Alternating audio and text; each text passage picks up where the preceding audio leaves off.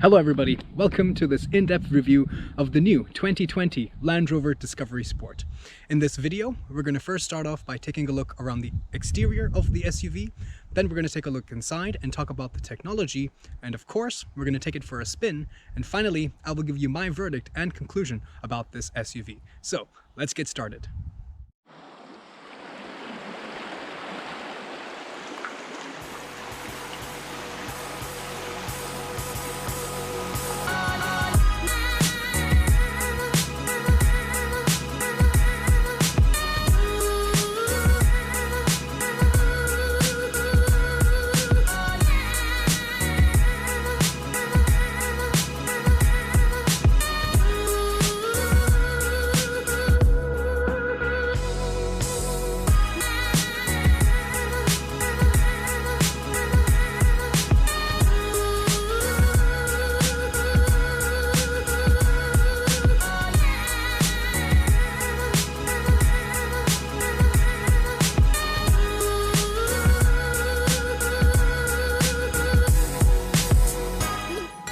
The 2020 model year for the Land Rover Discovery Sport is not a new generation. It is a facelift. However, it is quite a thorough facelift.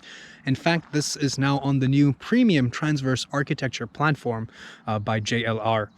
It's still about 2.17 meters wide and about 4.59 meters long, so it's not changed in dimensions, and it still weighs around 1,800 kilograms. But what is significantly different, I would say, is the front design. As you can see now, unlike the predecessor where these headlamps were a little bit more rounded, the new Discovery Sport looks very similar to its elder brother, the big standard Discovery. That means we have slimmer headlamps over here. We have more pronounced vertical slats here with some aerodynamic channels. As you can see, it goes all the way through. And overall, it is a very handsome design. I do like this new generation, or rather this new look of the design. With the new Evoque being more similar to the Range Rover, the Discovery Sport hence also is quite similar to the big Discovery. I do see a little bit of Freelander from this angle, but nevertheless, I think it's a good design. You can get multiple different options for the wheels and in terms of trim as well. For example, this is the R-Dynamic trim, as you can see over here, and that means that this is the more sporty trim. And things that are different because of this trim, for example, are the fact that you have body-colored bumpers down here. In fact, they're also a little bit more sporty with this kink right over here. And as we move to the side, the wheel arches are also in the body color paint.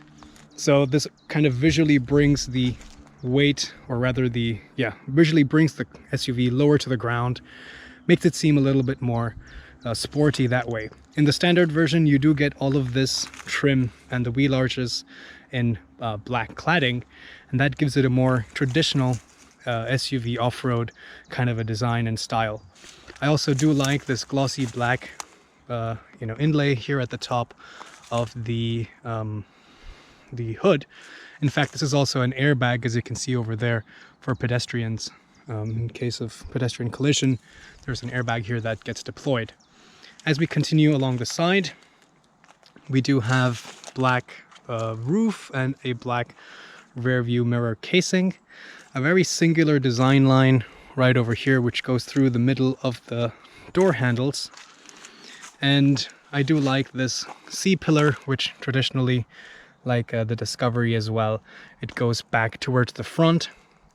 And as we make our way towards the rear, I also like the new slightly darkened tail lamps. However, I'm not so sure about this glossy black inlay that runs right across the middle of it. There is a spoiler here at the top, purely cosmetic. And if you look at the shark fin antenna, there's actually a camera in there. And that's because, I'll show you once we're inside, there is a monitor which is actually integrated in the rear view mirror in the middle, and you can turn the monitor on if it's, if you have a lot of luggage in the back and you cannot see, or if it's really dark outside. This camera is really useful to see, get a nice clear view out back. As we look on the hatch, we see the sport badging for the Discovery and D240 SE. Now, the nomenclature for the models are very straightforward. D denotes that it's a diesel, and consequently if there is a P, P stands for petrol, and 240 denotes the horsepower. So this is 240 PS or metric horsepower. SE denotes the trim. So you have the standard base trim, then you have the S, then the SE, and then the top end is the HSE. I like this Land Rover logo as well on the side. And further down, we have fake exhaust tips. Unfortunately, the real exhaust tips are further down over there. And there is also a kind of a diffuser, which again is just cosmetic, but looks nice here in this Art Dynamic trim.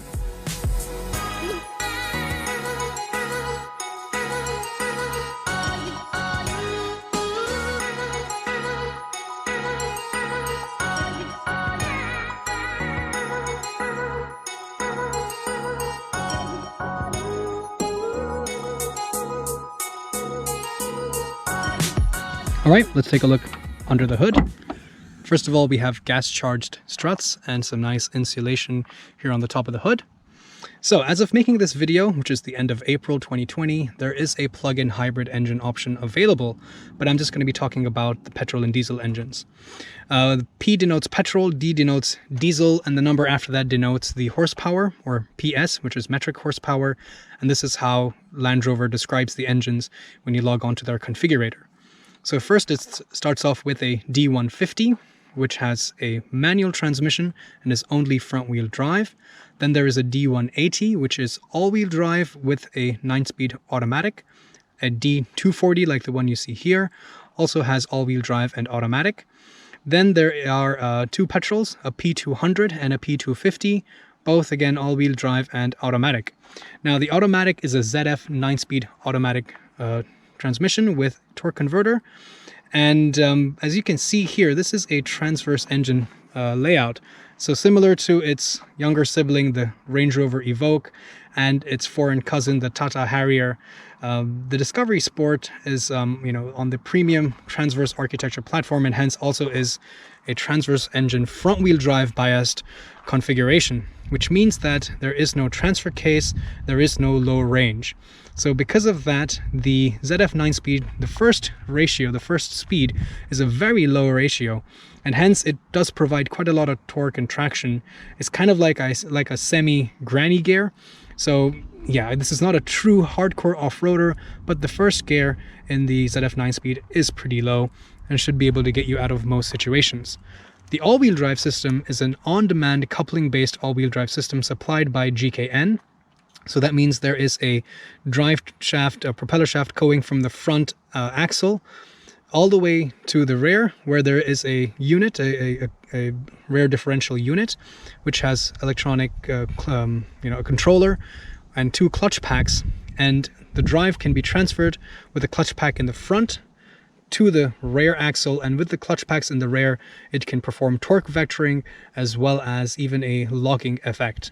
And when you don't need all-wheel drive, the front clutch disengages, or rather the front coupling is disengaged, and hence the car or the SUV drives purely as a front-wheel drive configuration, and hence is a little bit more efficient. The architecture is also 13% stiffer now in this new platform. The suspension components have also been upgraded, so you have upgraded McPherson struts in the front and multi-link integral suspension in the rear. Here we have the key fob. I like how the buttons are at different heights and depths. In fact, the lock and unlock button, the two common ones that you would use, have the highest contrast. So just using your thumb, you can feel which button you're pressing. But nevertheless, you don't need the key fob at all. You can keep it in your pocket, approach the car, put your hand on the door handle, and it unlocks automatically. The door opens really wide, again thanks to this high ride height of, typical of an SUV, and this large straight door. It makes it very easy to get inside. The materials and build quality overall are pretty good. Even here on the door you have soft touch materials everywhere. Even the material down here near the door bins is actually quite soft. Speaking of which, you have a lot of storage space all around. A few places do feel a bit flimsy, like this door handle panel, this inlay, this shiny chrome effect plastic doesn't feel that good. We also get the optional Meridian audio system, but quite frankly it's not as good as the, let's say, the Volvo XC60's Bauer & Wilkins system. You get different seat options as well. Here in the R Dynamic, We have some more sporty seats with this red piping and red stitching. It's got a lot of adjustments for lumbar support, side bolstering, and so on and so forth with memory. And they are fairly comfortable. In fact, in this top-end version, these seats are also cooled and heated. Here on the inside, there's actually plenty of space. I'm about 5'8" or 1.7 meters, and thanks to this large panoramic sunroof, there's actually a lot of headspace for me. It's also really airy inside thanks to this light color roof liner, these large windows, which of course aids visibility, but overall this spacious cabin is something that I really enjoy. Seating position, again, like I mentioned, is a little bit upright and you're sitting taller. You have adjustment in the steering column as well for reach and rake, so it's very easy to find a comfortable seating position, although the steering column is not adjustable automatically in this version. And even the back seat space is pretty good, and we'll take a look at that in a minute. All right, let's talk a little bit about the technology. So first of all, there is a new steering wheel, which I think looks really nice. There is this kind of central circle along the middle of the steering wheel. There's a lot of buttons to control your menu on the digital cockpit, as well as your driver assistance systems.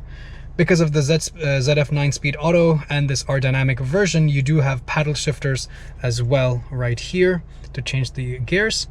The stalks are a little bit interesting. For example, for the lights, you know, it kind of switches back once you go to your options. So if I select automatic, it jumps back to the center, and if I turn it off, it also jumps back to the center. Whereas on this side, you know, for the windshield wiper, it stays in that position. So it's a little bit over-engineered, I think.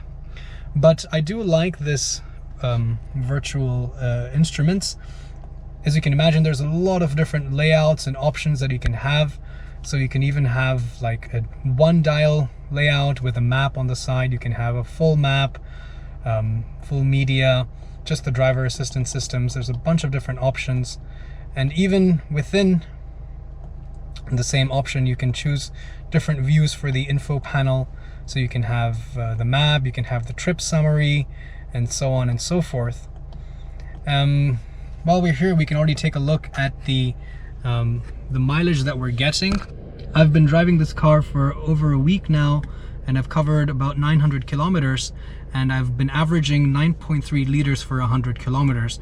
And that's, I think, one of the major drawbacks of this car, is that it's a bit thirsty. It's not that efficient. Even though this system, or sorry, these engines have mild hybrid technology, it has a on-demand all-wheel drive system.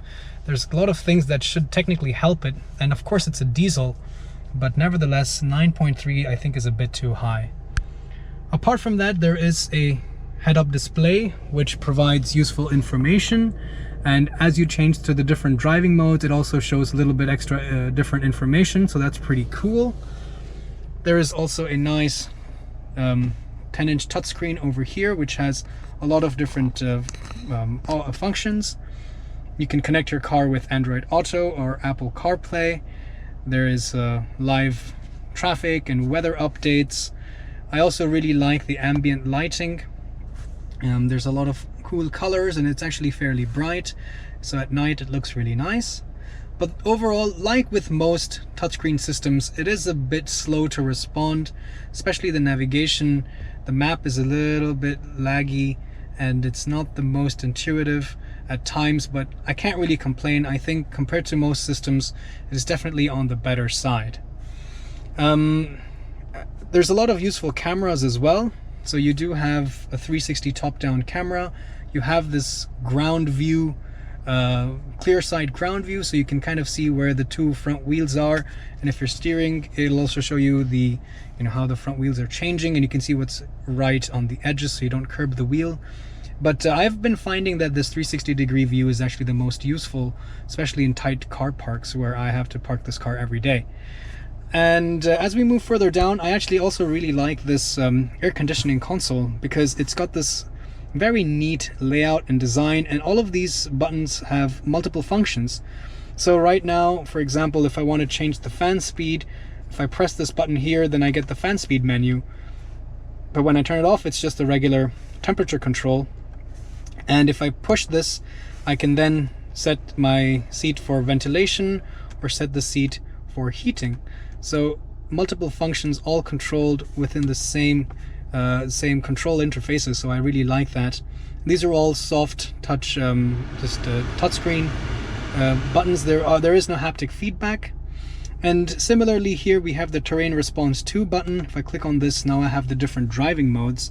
So from automatic I can go to comfort, to eco, to dynamic, and then from this side I can go to grass, gravel, snow, mud, ruts, and sand. So a lot of cool functions here between these 2 buttons. And of course, if I were to go into grass, gravel, snow, for example, I do get some special off-road views up here. I get low traction launch, I get hill descent control. So a lot of useful systems. Again, even though this is not a full hardcore off-roader, these systems are more than enough for 80% of the people during 80% of their driving scenarios. Inductive charger over here, a USB port over there. Now this center console area is a little bit mixed. It's like a mixed bag for me. This center gear shift lever casing is really shiny and glossy, and on a sunny day it reflects the light right into your face, and I don't like that. But I do like this soft padded material on the left, which runs all the way down to the front. So when I'm driving on long distances on the highway, I can rest my knee here and it's soft and it's very comfortable. What I also don't really like are the way they've executed these beverage holders, these cup holders. I like that they have a nice grip and there's 2 different sizes, but there is no cover. In fact, there is a manual cover which you have to pull out and put in like this, which just seems, I don't know, it seems not that cool. It's not that luxurious, not that special. You have to, and then after I take this out, I just have to kind of throw it in here, and that takes up the space from my regular center console. By the way, a couple USB ports, another 12-volt power socket, and your SIM card goes in up here. And yeah, the center armrest is pretty soft, but it doesn't move forward and back. I would have personally liked if this center console, the center armrest could be moved forward, and hence that way cover up the cup holders and also make it more comfortable and give me more flexibility. But in fact, you can also remove this altogether. So overall, I think it's a bit hit and miss, but definitely a lot of useful storage area. If you get rid of all of this, you can even put probably a small handbag in here. But again, if you close this, it's all open, so it probably is not the safest. I think this should have been able to move forward. Another cool feature that I like about this new version is this rear view mirror. So you can have it like a regular rear view mirror, but if it's really dark outside, or if you can't see through the back because you have a lot of luggage, you flip the switch and then you turn on that camera that I showed you outside. And you can change the brightness here if you would like. You can also change, the angle of tilt. You can raise it or lower it. So I really like this. And in fact, I've been using this more often than I use the regular mirror, because no matter what time of day it is or night, I have a very clear view out back. All right, let's take a look in the back seat. Getting inside is really easy. Again, thanks to this ride height. I do like the large glass area, even though the panoramic roof cannot be opened. It's just a fixed glass roof. It does let in a lot of light. I'm 5'8" or about 1.7 meters. I have ample headroom. I have ample leg room as well. I can slide my feet under the front seat. The seat is set to my driving position, but the rear windows do not go all the way down, which is not really a deal breaker, but just something to be aware of. I do have air conditioning vents up here, as well as another 12-volt power socket. There's some door pockets as well. But what is really interesting is, first of all, you guys might already know, you can get the Discovery Sport with 7 seats, so there will be an additional row in the back, albeit the 2 seats in the rear are really small. But you still have a lot of versatility, so I can move this bench forward and backwards.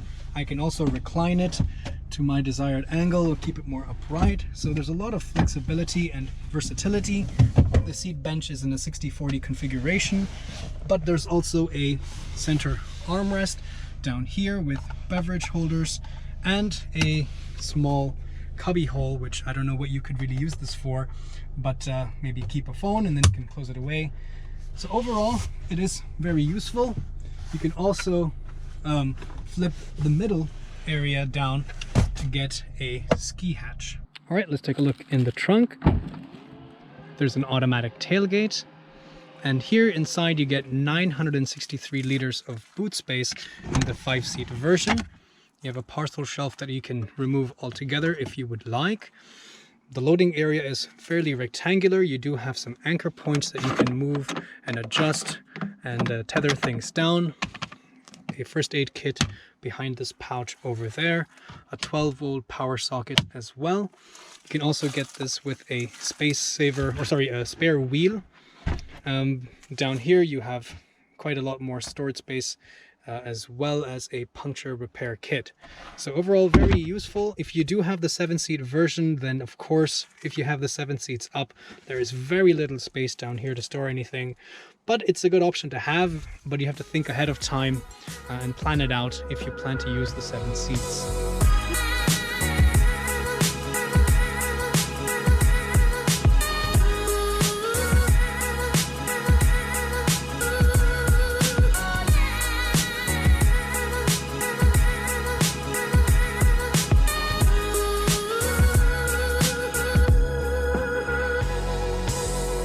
Alright, so let's start off our driving review here on some gravel tracks, because this is a Land Rover after all.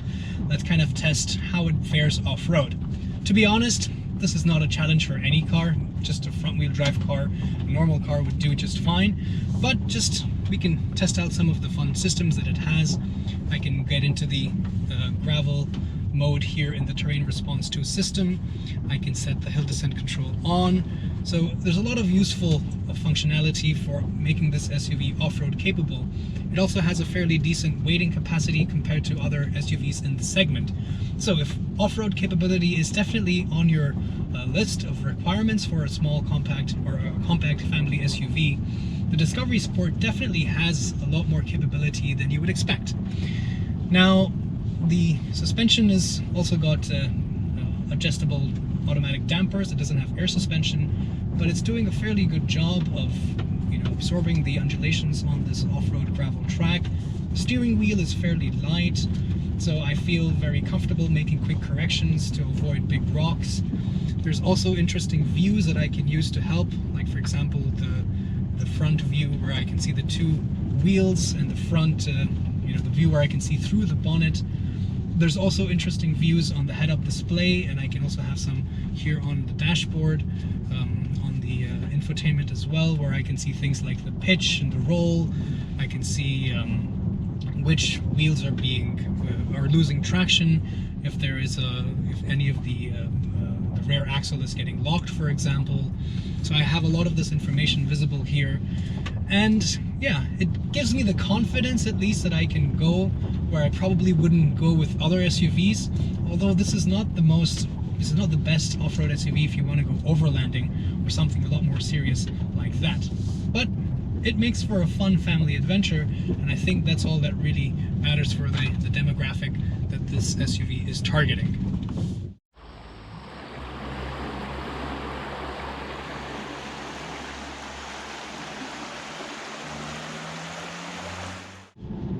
Now that we're on some winding roads, I'm going to test the dynamic capability of the Discovery Sport. So first I'm going to put it into the dynamic mode. I'm going to switch the gearbox to sport mode, which gives me manual control, and let's drop it down a couple of gears. The ZF transmission is really sharp to respond.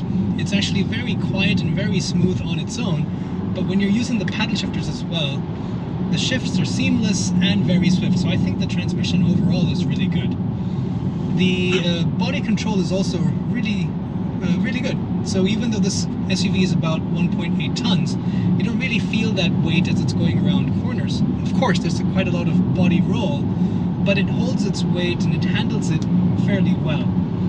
In the sport mode or the dynamic mode, the engine doesn't sound any nicer. There is not any additional piping or valves that are changing within the exhaust, so it doesn't really sound that exciting.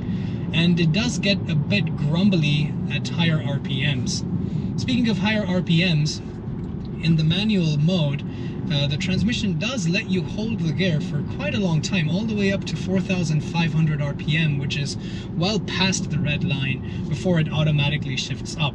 So it does give you a lot of control to stay in the power band and use the transmission as you like.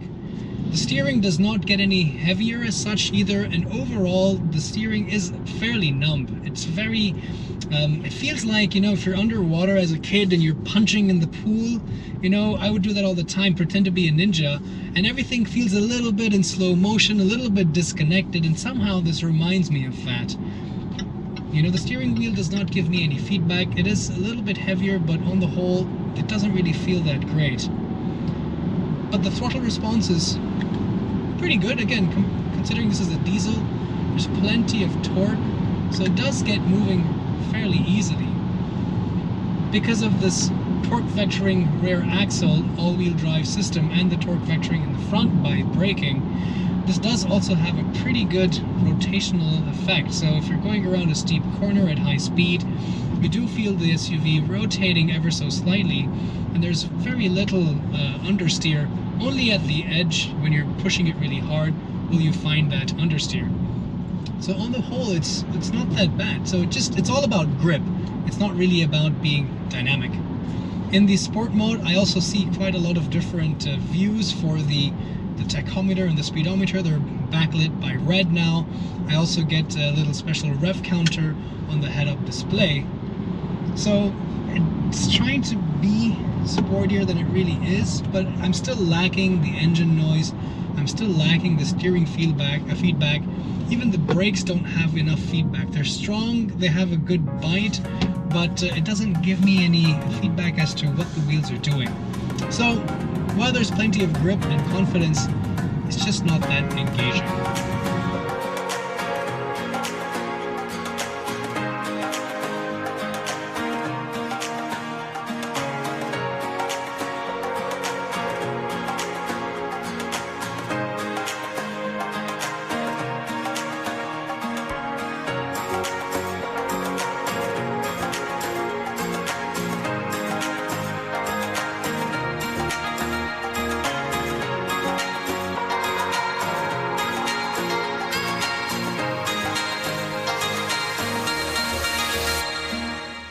In the city, the Discovery Sport is, you know, not that bad as well, because while it is fairly larger than, say, a Ford Fiesta, it's still not as big as the full-size Discovery or the Range Rover. So the turning circle it's not the best, but still it's very manageable. Like right now in this little intersection, I am almost able to make a full U-turn. I did have to climb the curb a little bit, but you do have a fairly decent turning circle. If you have to make a 3-point turn, you have plenty of sensors and cameras. You also have really good visibility thanks to these tall windows and tall windshield. And the light steering wheel also means it's easy to make quick corrections and turns. In tight garages and underground parking lots, it is a little bit tight, but again, with that 360-degree view and things like that, there's plenty of assistance systems to make your life easier. The suspension is also very supple. Even though it has good body control with the adaptive dampers in the dynamic mode, here in comfort mode, it's very comfortable. The 19-inch wheels, I think, are the right size. They look good, but at the same time, they still have enough sidewall to have that extra cushioning effect.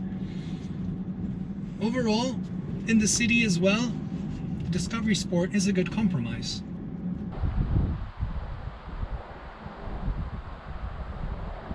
Finally, I'm out here on the highway, so let's see how the Discovery Sport behaves out on the open road.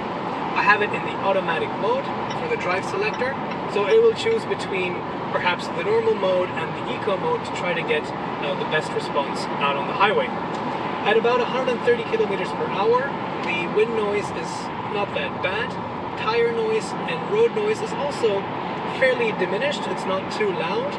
And the suspension is very supple. It feels really comfortable and really refined on the inside. But at higher speeds, the noise does get a little bit louder, especially the wind noise, and we can test that out right now. So I'm on an unrestricted part of the Autobahn, I'm at 150 kilometers per hour and about 160 right now. So as you can see, the wind noise is significantly louder now than it was before, but it's still not too uncomfortable. But even at these slightly higher speeds, the Discovery Sport feels really composed, really sure-footed. It has plenty of traction thanks to that all-wheel drive system. Undulations on the road, crosswinds, don't really seem to buffet the car around or upset its composure. So I think it's a really sure-footed, very confidence-inspiring long-distance family cruiser. There's plenty of assistance systems that help you out on the highway, like for example adaptive cruise control. So right now I can set it to, let's say, 150 kilometers per hour. By the way, the increments to change the speed are at in increments of 2 kilometers per hour, so you can't get odd numbers. For example, if you wanted to have 155 kilometers per hour, it's not possible. A minor inconvenience, if at all, but I can also set the distance I wanted to maintain with the car in front for the adaptive cruise control. There's also a lane keeping assist. So right now, I'm going to switch lanes back to the right lane, and now the system is reactivated. So as I come across, if I were to push it to the edge a little bit, you can see that it's steering me back in lane, and it's actually trying to center me in the lane. There's also a truck in front of me, and the car notices that, and it's slowing me down and steering me in place. So it's a very, very confidence-inspiring system. There's also blind spot monitoring, there's cross-traffic alert, so plenty of these advanced driver assistance systems to make your life a lot easier.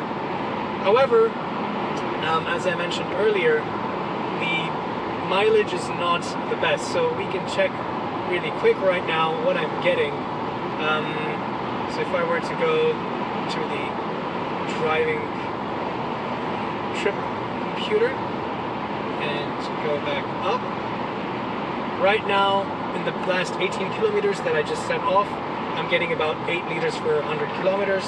So overall, if you drive in eco mode a lot, or you drive with a light foot, you can expect numbers around 8, maybe 7, but that's probably about it. In the real world, in a combined cycle, it's going to not get any better than 7.5 is my estimate.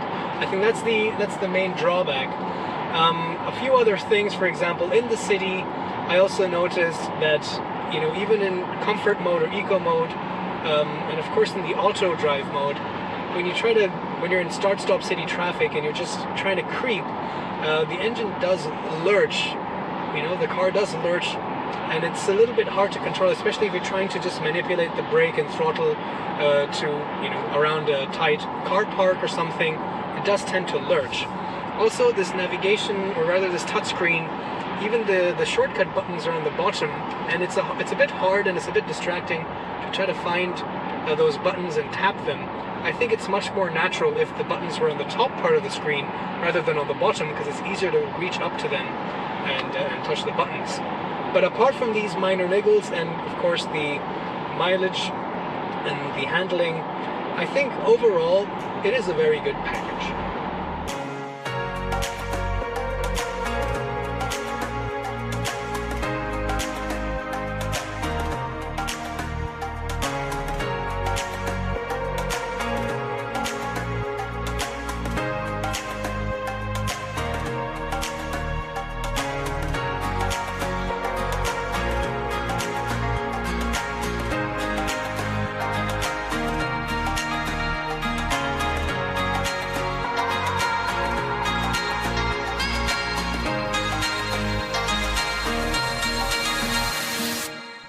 So let's summarize today's video. The base price for the Discovery Sport is 38,000 euros, which might seem like a great deal, but at that price you're not getting any features. You're going to want the SE trim, and that starts at 56,000 euros, which is still not that bad. But if you go crazy with the options, for example, like our test car over here, it's a whopping 63,000 euros with all the bells and whistles. And I think that's a bit too much. But what did I like about this SUV? Well, first of all, it is fairly off-road capable. It's very comfortable. It's got a lot of space on the inside. It's very versatile and practical, and it's got a lot of great technology.